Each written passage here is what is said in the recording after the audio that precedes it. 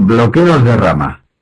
Producen un ensanchamiento del QRS, pues uno de los ventrículos se despolariza normalmente por su rama, pero el otro tiene retrasada su despolarización, que se transmitirá célula a célula desde el que no está bloqueado.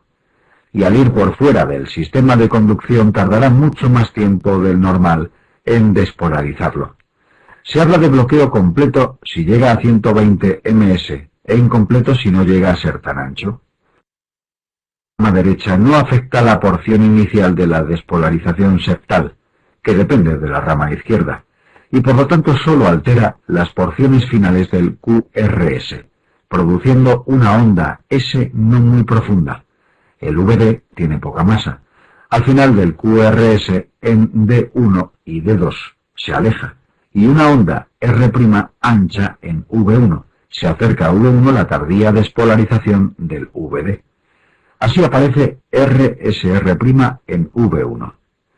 El bloqueo de rama izquierda altera la despolarización inicial del septo, desaparece la pequeña Q septal en D2 y produce un QRS ancho con ondas predominantemente negativas, QS o QR en V1 y predominantemente positivas en V6 con frecuentes mediaduras, RSR' o R monofásica.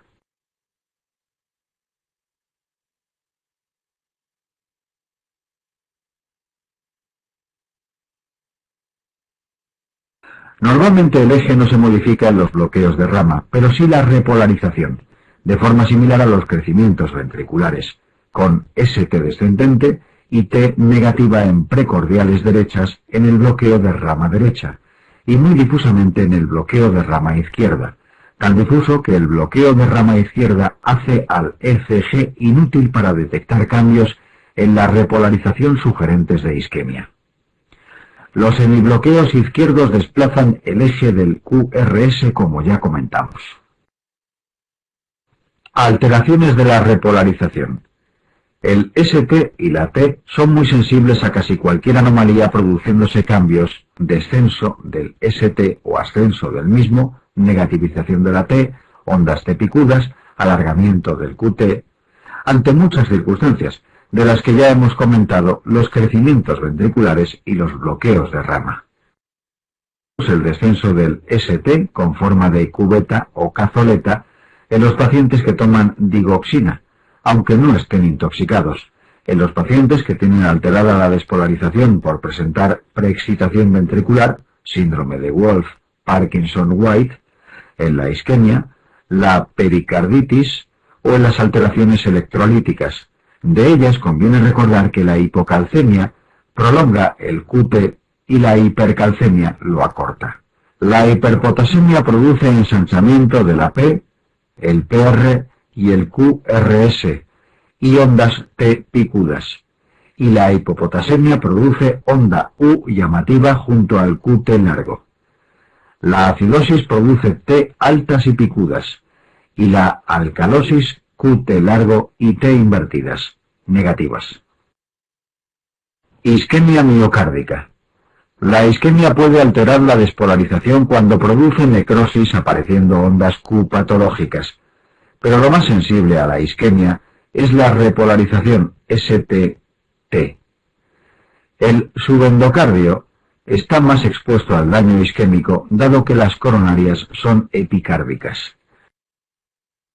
Cuando el defecto de perfusión es tan suave que solo altera la onda T, y de corriente de lesión cuando es tan intenso que también altera el ST.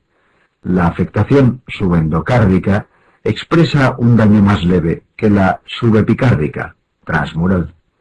Así la isquemia subendocárdica produce ondas T picudas simétricas, y la isquemia subepicárdica, transmural, ondas T negativas profundas y de ramas simétricas. La lesión subendocárdica produce descenso del segmento ST horizontal o descendente con la onda T negativa, pues el subepicardio tiene isquemia asociada. La lesión transmural o subepicárdica produce ascenso del segmento ST y onda T negativa. En el infarto agudo de miocardio aparece onda Q que sustituye a la R, pierde fuerzas positivas, y la onda T suele quedar negativa de por vida. Las derivaciones en las que se aprecian estas anomalías nos expresan la localización de la isquemia.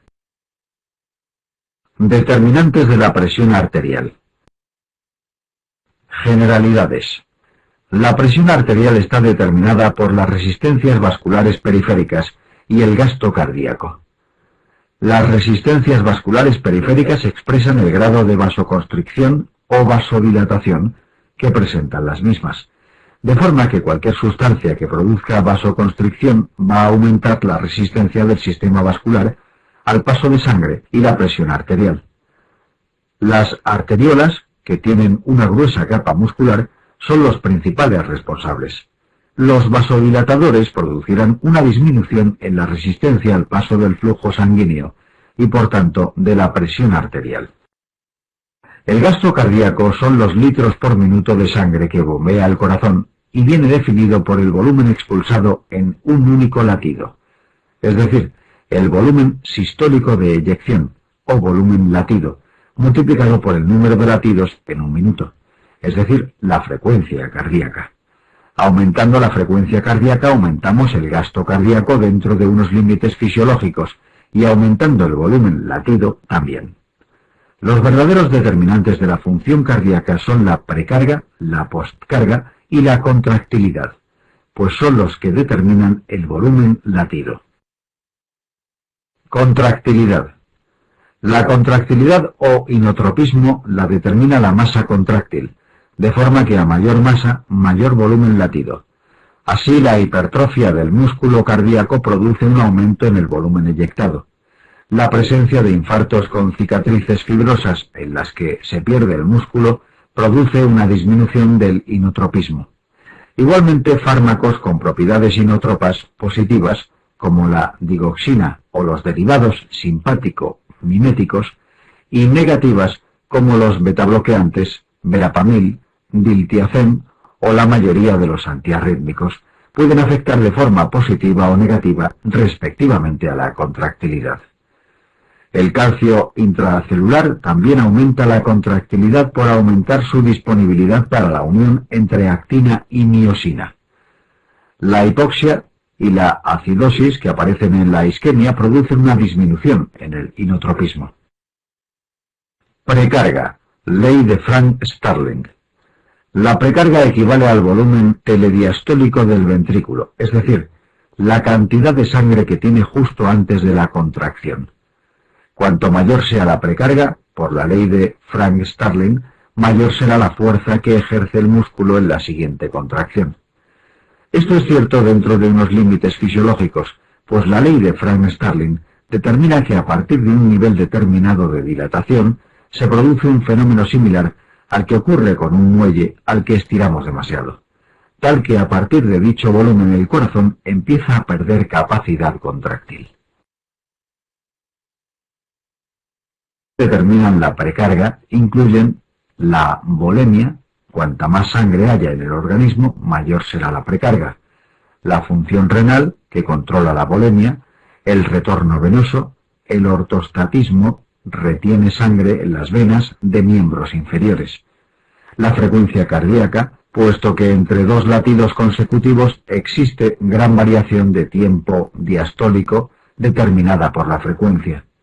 Esto implica que a frecuencias bajas hay un periodo diastólico largo en el cual se puede precargar mucho el ventrículo, mientras que cuando hay taquicardia, el tiempo diastólico es tan corto que cae la precarga y por eso el volumen latido. La distensibilidad ventricular también influye en la precarga, y las enfermedades que aumentan la fibrosis o del grosor del miocardio, miocardiopatía restrictiva, hipertrófica, hipertrofia secundaria a hipertensión, hacen que el miocardio sea más rígido y a la sangre le cuesta más trabajo llenar la cavidad ventricular, disminuyendo la precarga.